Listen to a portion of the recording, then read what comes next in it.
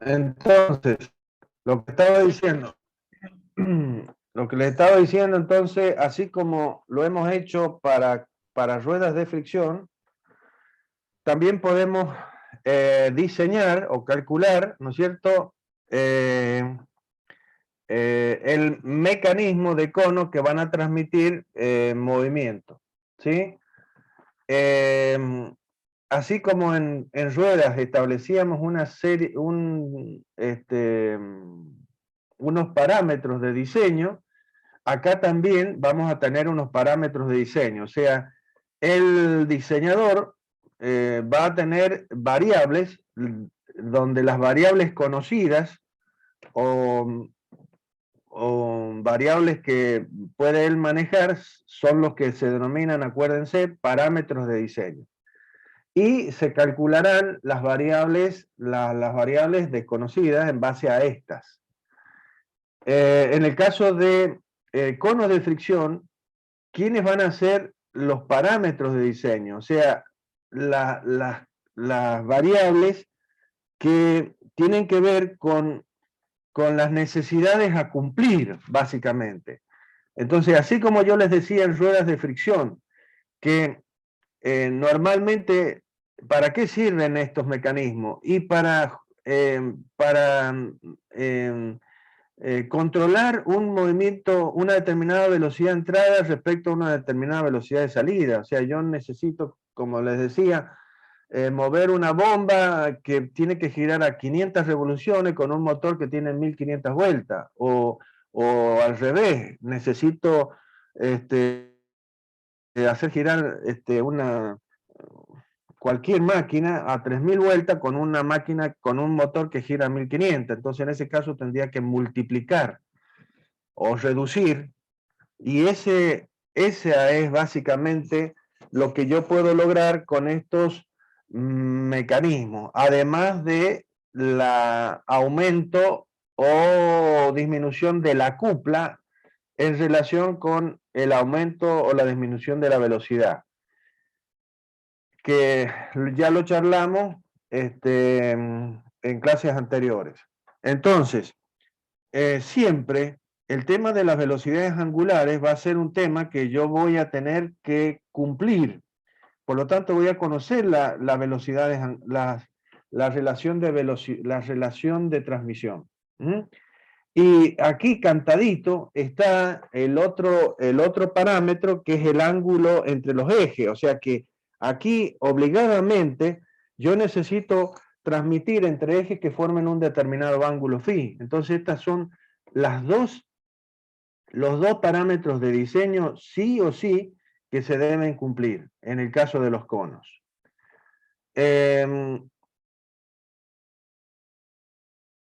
¿Y qué nos queda como variables a conocer? Y los ángulos beta y tita de ambos conos. O sea, básicamente sería eso. El ángulo beta de un cono y el ángulo tita que define a los dos conos. ¿Estamos de acuerdo? ¿Cuáles son las ecuaciones que plantearíamos? Y una tiene que sí o sí ser la que tiene que ver con la relación de transmisión, porque ahí tenemos uno de los datos, y también está las incógnitas que tenemos. Que para el caso de las ruedas de fricción era la relación omega 2 sobre omega 3 igual a la inversa de los radios, que es el radio 3 y el radio 2, según lo vimos. Y esa ecuación tiene dos incógnitas, que son los radios. Entonces debíamos plantear otra ecuación que tuviera en cuenta a los radios. Por eso planteamos en ese caso la que relaciona los radios con la distancia entre ejes. Y en ese caso dijimos que la distancia entre ejes era nuestro segundo parámetro de diseño, porque con eso manejábamos mejor el diseño en relación con los tamaños que debíamos respetar de ambas ruedas. Entonces, en ese caso, las variables eran los dos radios de las dos ruedas. En este caso, son los ángulos de los dos conos. ¿En base a qué? A la relación de transmisión y al ángulo entre los ejes de ambos conos.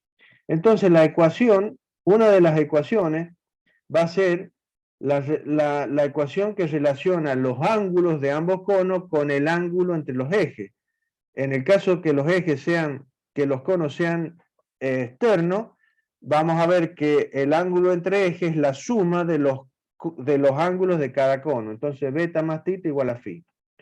Y luego la relación de transmisión, en el caso de los conos, se va a sacar directamente de la figura, porque el seno de beta, el seno del ángulo beta, es igual al lado opuesto sobre la hipotenusa, es decir, PB sobre PD. Lo mismo con el seno de tita, para el cono 3, el seno de tita va a ser el lado opuesto PC sobre la hipotenusa, que es la misma generatriz del cono, sobre PD. Entonces, si ustedes hacen la relación seno de beta sobre seno de tita, por la ley de la herradura les va a quedar PB sobre PC, que esto es la relación de las velocidades angulares omega 3 sobre omega 2. Que lo teníamos escrito anteriormente acá. O sea, acá tenemos omega 2 sobre omega 3 igual a PC sobre PB, y acá el resultado PB sobre PC, por eso hemos puesto omega 3 sobre omega 2. Bien.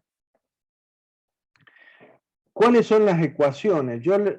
Una posible pregunta sería, ¿cuáles son los parámetros de diseño en el caso de un par de conos? Y estos serían los parámetros de diseño. ¿Cuáles son las ecuaciones que usted plantearía para iniciar el desarrollo? ¿Y cuáles van a ser? La que relaciona los dos ángulos, o los tres ángulos, mejor dicho, beta más tita igual a phi, y la otra sería omega 3 sobre omega 2 igual al seno de beta sobre el seno de tita. Esas serían las ecuaciones que uno debe plantear para llegar a solucionar este tema. Entonces, si ustedes despejan de la ecuación de la relación de ángulos a uno de los ángulos, entonces pongo a beta en función de phi y de tita, estoy eliminando una de mis variables, entonces eso lo reemplazamos en la otra ecuación. Vamos a ver ahora que la ecuación quedará omega 3 sobre omega 2 igual al seno de phi menos tita sobre el seno de tita. Ahora, en todo este desarrollo, la única cuestión que hay que tener cuidado es saberse esta relación, esta identidad trigonométrica, que es que el seno de la diferencia de dos ángulos es igual al seno de uno por el coseno del otro menos el coseno del que era el seno con el seno del que era el coseno. Es básicamente eso. Entonces reemplazan el seno de la diferencia por esta identidad y después hacen un artificio matemático que es de dividir a cada uno de los sumandos, tanto en el numerador como en el denominador, por el coseno de tita. Entonces, como saben que seno de tita sobre coseno de tita es tangente de tita, finalmente van a llegar por unos despejes muy simples a que tangente de tita es igual al seno de phi sobre la relación de transmisión más el coseno de phi. Por lo tanto, tita será el arco cuya tangente valga todo esto que está acá. O sea, van a calcular a tita en función de phi, que es el ángulo entre los dos ejes, y de la relación de transmisión. Tan simple como eso. Si eso es para ruedas exteriores, si lo hacemos para ruedas interiores, ¿cuál es la única diferencia? Y que les va a aparecer un signo menos. La ecuación en sí va a tener la misma forma. Lo único que va a haber es una diferencia en un signo. ¿Y por qué? Y porque en el caso de ruedas exteriores, el ángulo entre ejes es la suma de los ángulos de cada cono. En cambio, en las ruedas interiores, el ángulo entre los ejes es la diferencia de los ejes de ambos conos. Fíjense que esto es un cono interno que es como si fuera una campana. Acá falta una línea, tendría que haber una línea acá. Porque esto lo que estamos mostrando son cortes, es decir, esto es como estoy cortando al sistema, que esto es como si fuera una campana, este cono externo, y este sería el cono interno. Entonces la generatriz de ambos conos sería esta línea que va acá. Este sería uno de los ejes del cono chico y este sería el eje del cono grande, de la campana. ¿Qué está sucediendo? Y que las tres líneas se cortan en un mismo punto. Y en ese punto están, si ustedes proyectan estas líneas, no lo hicimos para no llenar de tantas líneas, pero si ustedes proyectan los lados de los conos y van a ver que los vértices de ambos conos, del cono 2 y del cono 3, se encuentran en el mismo punto D, de la misma manera que pasa acá. Entonces, este signo menos resulta de que el ángulo phi entre los ejes es la diferencia de los ángulos de los conos. Eso es todo. Esto también se los tomo yo cuando vienen a rendir la materia. Y como pregunta, en el parcial puede ser lo que les acabo de decir. Bueno, sigamos. Vamos a los engranajes. ¿Qué son los engranajes? Los engranajes son como las ruedas de fricción. Van a cumplir la misma misión que cumplen las ruedas de fricción, que es poder transmitir cumpliendo, digamos, la necesidad de la variación entre la velocidad angular de entrada, del eje de entrada, con la velocidad angular del eje de salida. ¿Sí? Y, por supuesto, del torque de entrada en relación con el torque de salida. Yo ya les expliqué que si yo, por ejemplo, supongamos que la rueda esta de fricción celeste es la rueda de entrada y yo voy a generar un determinado torque sobre esta rueda, sobre el eje de esta rueda. Ese torque se va a descomponer, acuérdense que un torque era una fuerza por una distancia. Entonces, si yo divido al valor del torque en la distancia, en el radio de esa rueda, voy a tener la fuerza que está aplicada en el punto de contacto. Esa fuerza es tomada, vamos a decir así, por la rueda más grande, que al multiplicarla por el radio correspondiente de esa rueda, se imaginan que nos va a dar un torque mayor. Es decir, yo estoy transmitiendo un determinado torque que al hacerlo con una rueda de mayor diámetro, voy a poder generar un torque más grande sobre un eje conducido. Pero ¿qué pasa con la velocidad? Y la velocidad de la rueda conducida va a ser menor que el de la rueda motora. Porque si ustedes ven acá, nosotros en el punto de contacto vamos a tener un mismo valor de velocidad.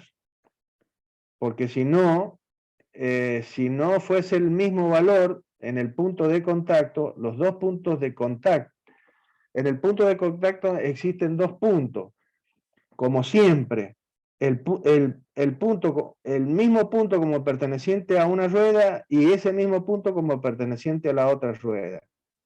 Eso tiene que tener la misma velocidad para que no haya deslizamiento entre las ruedas. Entonces, si ustedes dividen, eso es omega por el radio, si ustedes dividen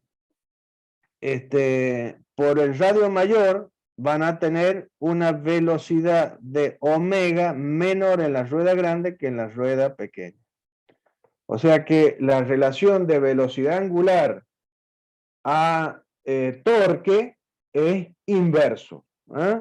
Pero eso es lo que nosotros tratamos de lograr con estos mecanismos. Es lo que pasa de vuelta, la forma más conocida es la caja de velocidades, ¿no es cierto? Que la primera es una velocidad en la que transformamos la potencia del motor en torque y en baja velocidad. Y a medida que vamos cambiando, segunda, tercera, hasta quinta, vamos cambiando el torque por velocidad. Cada vez vamos a tener menos torque, pero más velocidad. Si nosotros queremos salir en cuarta de la situación de estado de inercia estático, vamos a ver que no vamos a poder mover el vehículo, ¿sí? Básicamente, ¿por qué? Y porque estamos jugando con los diámetros de estas dos ruedas. Bueno, ¿qué pasa? ¿Por qué no sigo transmitiendo con un par de ruedas de fricción si es para lo mismo? Y bueno, porque llega un momento, como les expliqué en las clases anteriores, que la cupla resistiva, o sea, la cupla sobre el eje conducido, es más importante que la cupla generada por la fuerza de fricción en el punto de contacto. Entonces, ¿qué va a suceder? Y que una rueda va a comenzar a deslizar respecto de la otra. No va a poder transmitir la cupla, la rueda conductora sobre la conducida. ¿Por qué? Y porque va a comenzar a patinar. Entonces, eso no va a llegar un momento que se va a generar una fricción. Por la fricción, debido al deslizamiento, en este caso, se va a aumentar la temperatura y va a destruir el sistema. Entonces, y hay otra situación muy importante, que es que debido a ese deslizamiento, nosotros entre los ejes de entrada y de salida podemos provocar grandes problemas en los movimientos de salida de un sistema. Si hay un desfasaje entre la rotación de un eje en función del otro. Es decir, si yo debo transmitir de manera sincronizada, es decir, en fase entre el eje de entrada y el eje de salida, no me puedo dar el lujo de hacerlo con ruedas de fricción, porque puedo correr el riesgo de que haya un deslizamiento y con eso destruir todo el sistema. Por eso es que sí o sí necesito generar, por ambas razones, que es pregunta de parcial también, ¿por qué utiliza un sistema de engranaje en vez de un sistema de ruedas?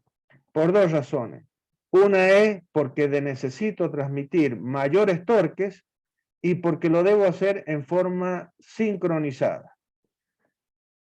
Es decir, si yo genero trabas en las superficies de las ruedas de fricción, esas trabas, como estamos viendo a la derecha, ¿sí? en un sistema de engranaje rudimentario, como así hace muchos años atrás comenzaron a existir, de una forma bastante rudimentaria, como ustedes ven, pero que válidas, por supuesto. Entonces trabamos las superficies de ambas ruedas a través de estas aristas y podemos aumentar el torque a transmitir y lo podemos hacer de forma sincrónica. De esta manera vamos a evitar que pueda haber deslizamiento debido a un desfasaje entre ambas ruedas. Básicamente es eso.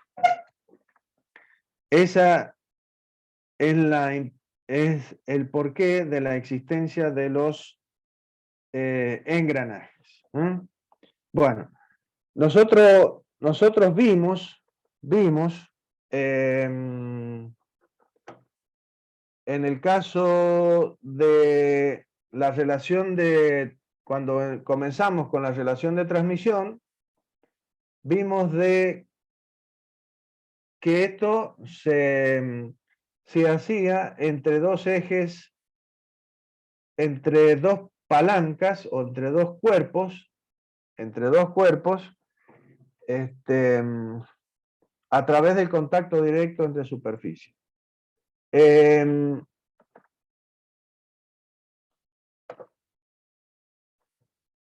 el caso de los engranajes vimos que los engranajes era aquel tipo de palanca rodante que transmitirían bajo las condiciones de relación de transmisión constante,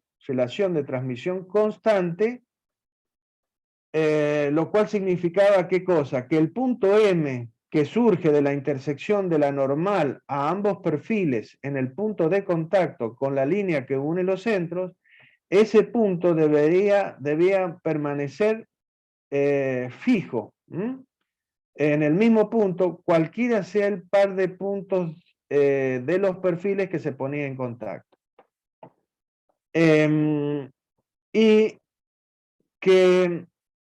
Y la relación, eso en relación con la relación de transmisión constante. Es decir, que si nosotros movemos a una de las palancas con una determinada velocidad angular, por ejemplo la 2 con una determinada velocidad angular omega 2, ¿sí? Y esta velocidad angular se mantiene constante en el tiempo, la palanca conducida, la 4, se va a mover con una determinada velocidad angular omega 4, la cual se va a mantener en el tiempo, de tal manera que la relación omega 2 sobre omega 4 va a ser constante. ¿Sí? Pero la transmisión se hacía con deslizamiento, o sea, con rodadura con deslizamiento. ¿Por qué? Porque el punto de contacto entre los dos perfiles se encontraba fuera de la línea que une los centros. Aunque vamos a ver que hay una posición para la cual los engranajes transmiten bajo la condición de rodadura pura, es decir, se transforman en un par de ruedas de fricción, pero eso es para un solo punto. Entonces, la relación de transmisión para los engranajes, en este caso, va a ser la relación de velocidades angulares a los segmentos que sobre la línea que une los centros determina la normal común a ambos perfiles en el punto de contacto y que define sobre la línea de centro los segmentos O4M y O2M. Esa sería la relación inversa entre velocidades angulares y de entrada y de salida y los segmentos, el par de segmentos que se definen sobre la línea que une los centros.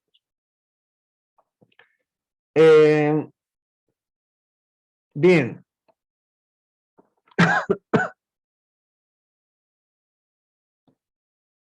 Si analizamos un poquito este dibujo, esto es para el caso de un par de palancas cualesquiera, en el cual ya vamos a ver los perfiles que están indicados acá no van a cumplir con esta situación, es decir, que la normal a ambos perfiles para cualquier par de puntos de contacto entre los dos eslabones no va a pasar por el punto M para estos perfiles que estamos viendo acá. Ya vamos a ver que se tiene que cumplir una determinada condición. Pero sí podemos ver algo que sí es muy importante en los engranajes, y es la definición de un par de circunferencias que se definen en los engranajes y que no son reales. Estas circunferencias, que se denominan circunferencias primitivas, y que en el libro Norton también les llama circunferencias de paso. ¿Por qué le llama circunferencia de paso? Porque estas circunferencias pasan siendo tangentes en el punto M, pasan por el punto M siendo tangentes, ellas dos, justamente en ese punto. Es decir, las circunferencias primitivas son circunferencias que son, que pertenecen básicamente a cada engranaje, por lo tanto van a ser circunferencias que tienen como centro el mismo punto de rotación de los engranajes que para el caso del eslabón 2 sería el pivote fijo O2. Y para el eslabón 4 o engranaje 4 va a ser el centro de rotación O4. Entonces, estas circunferencias primitivas tienen como centro el mismo centro de rotación de las palancas correspondientes o engranaje y tienen la particularidad de ser tangentes en el punto M. Bien. Por lo tanto, ¿qué se va a cumplir? ¿Qué se va a cumplir? Si son dos circunferencias que se tangentean en el punto M, que es el punto donde la normal intercepta la línea que une los centros y define los segmentos O2M y O4M. ¿Qué vemos? ¿Qué va a suceder? Y que los radios de la circunferencia van a ser iguales a los segmentos que define la normal sobre la línea de centro. Por lo tanto, los radios de ambas primitivas son justamente estos segmentos. Es decir, la definición de circunferencia primitiva o circunferencia de paso, pregunta de parcial, es que son un par de circunferencias que no son ficticias, o sea, no son reales, que representarían un par de ruedas de fricción que transmitirían con la misma relación de transmisión que lo hacen las ruedas dentadas o engranajes. Entonces, de vuelta, las circunferencias primitivas o circunferencias de paso son circunferencias ficticias, no son reales, que representan un par de ruedas de fricción que transmitirían con la misma relación de transmisión que lo hace el par de engranajes. Esto es muy importante, ¿por qué? Porque el cálculo cinemático de un par de engranajes se hace de la misma manera que se hace las ruedas de fricción, bajo este concepto, porque la relación de transmisión de ambas ruedas está en función de los segmentos que se definen sobre la línea de centro. Pero estos también son los radios de las circunferencias primitivas, que son un par de ruedas de fricción. Entonces, el cálculo cinemático, es decir, la determinación de las velocidades angulares de entrada y de salida para un par de engranajes, se hace como si fuera un par de ruedas de fricción. Eso es lo importante de esta situación. ¿Ah? Y ya van a ver que la nomenclatura, toda la simbología relacionada con los tamaños de dientes, altura de diente, bueno, todo lo que va a definir a un engranaje está en función de la circunferencia primitiva. Por eso es tan importante.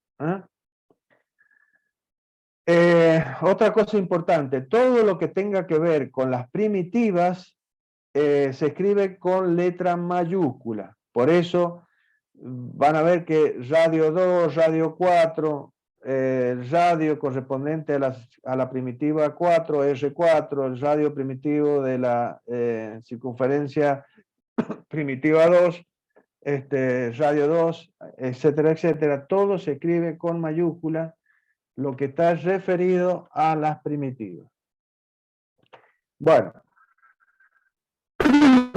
vamos a este concepto que yo les estaba diciendo en relación con el perfil que deben tener los dientes, o sea, el perfil que deben tener, el perfil de los dientes de los engranajes para que se cumpla la ley, para que se cumpla esta situación de que el punto PM sea un punto que se mantenga sobre la línea de centro. Esto lo define la ley fundamental del engrane. Y la ley fundamental del engrane no dice otra cosa que lo que ya hemos dicho. Y es que la normal común a los perfiles conjugados, y ahí entra la palabrita que va a definir solamente a los perfiles correspondientes a los engranajes. No, perfil conjugado solo está relacionado con los engranajes, no con los otros sistemas de transmisión por contacto directo entre sus perfiles. Y esto es lo que define, digamos, el hecho de que se cumpla lo que estamos diciendo. Entonces, la normal común a los perfiles conjugados de los dientes en los diferentes puntos de contacto durante el engrane debe pasar por un punto M sobre la línea de centro, el cual debe permanecer fijo para todos los puntos de contacto entre los perfiles.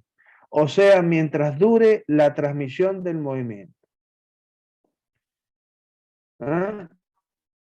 No he dicho otra cosa que lo que ya hemos dicho siempre. Esta normal a ambos perfiles en el punto de contacto, no digan normal al punto de contacto. No, porque un punto tiene infinitas normales o infinitas tangentes.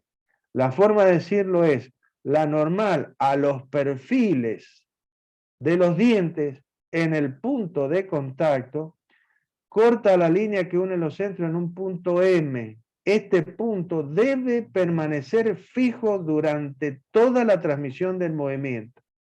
Es decir, para cualquier par de puntos que se pongan en contacto entre los dos perfiles, la nueva normal a ambos perfiles en ese nuevo punto debe pasar sí o sí por el mismo punto M sobre la línea que une los centros. Eso es lo que está diciendo la ley fundamental del engrane. Y para que eso suceda, estos perfiles no pueden ser cualesquiera. Tienen que ser conjugados.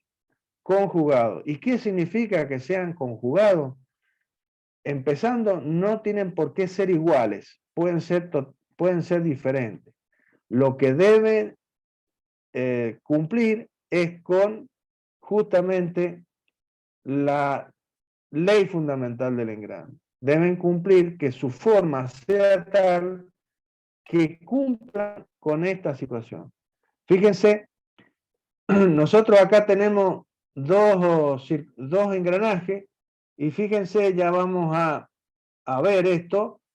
Esta línea, que es la celeste, ya la vamos a definir como la tangente a ambos círculos base. Y fíjense que el punto de contacto entre los dos perfiles se mueve justamente sobre esa línea, miren, siempre se mueve, que es una línea que corta a la línea de centro, que es esta línea horizontal negra, que es la línea que une los centros de ambos engranajes, y fíjense que el punto rojo sería nuestro punto M. Y vean que cualquiera sea el par de puntos que se pone en contacto entre los dos perfiles, miren, ahí nace el contacto, y termina por debajo de la línea, de centro, ahí. Se inicia cuando la cabeza de este engranaje toca la raíz, ya le vamos a decir la raíz de este diente, y finaliza cuando la cabeza del que comenzó tocando la raíz con la raíz del que comenzó tocando con la cabeza. Pero se mueven a lo largo de esta línea, fíjense, de tal manera que la línea, sea cualquiera, el punto de contacto, la normal, que va a ser la misma, pasa por el punto E. Ahora, esos perfiles no pueden ser cualesquiera. ustedes van a ver en una materia, no la vamos a ver acá, pero en otra materia que se llama elementos de máquina, que es la que continúa a esta materia, van a ver un método que se llama el método de Realeau, que ya lo he nombrado yo al principio, Roló, o Realeau, se escribe Realeau, Roló.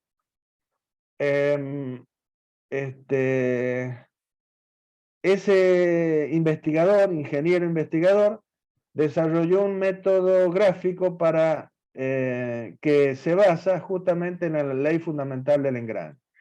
Y con ese método se puede encontrar el conjugado a cualquier perfil. Eso ya lo van a estudiar en la materia elementos de máquina. A cualquier perfil le podemos encontrar su conjugado. Entonces, tienen infinitos perfiles que van a tener su conjugado, infinitos.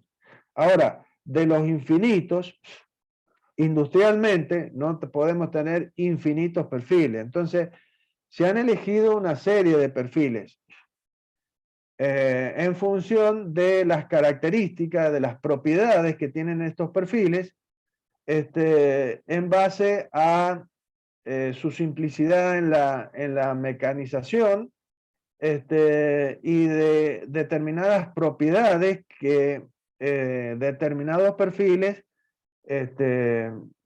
tienen en función de las aplicaciones en las que van a ser utilizadas. Entonces, de esos infinitos perfiles que podríamos tener en la industria, se han elegido una cantidad. Entonces, tenemos perfiles como el perfil devolvente, que es el que vamos a hablar un poco sobre él, para tener una idea. El perfil devolvente, que es el perfil más utilizado, van a tener un engranaje cilíndrico en la mano, y lo más probable es que tenga perfil devolvente. Sería, la gran cantidad de engranajes tiene este perfil devolvente o de involuta. También existen los perfiles cicloidales, los hipoidales, existen varios tipos de perfiles que están en función de la utilización que vamos a tener. El perfil devolvente exige que los ejes sean paralelos para ciertas aplicaciones y que sean coplanares, básicamente. Pueden tener ángulo, los ejes pueden tener ángulos entre sí. Eso va a dar lugar a los engranajes cónicos también, que van a tener que cumplir con las mismas condiciones que lo hacen los conos, porque si no, no van a poder transmitir. Es decir, que los ejes sean coplanares y que los vértices de los conos se encuentren en el mismo punto donde se interceptan los ejes. Si no, no se va a cumplir la cuestión. Los engranajes hipoidales sí van a soportarla, o sea, están generados para el caso en que los ejes estén a 90 grados, pero que no sean coplanares, es decir, que sean a la vez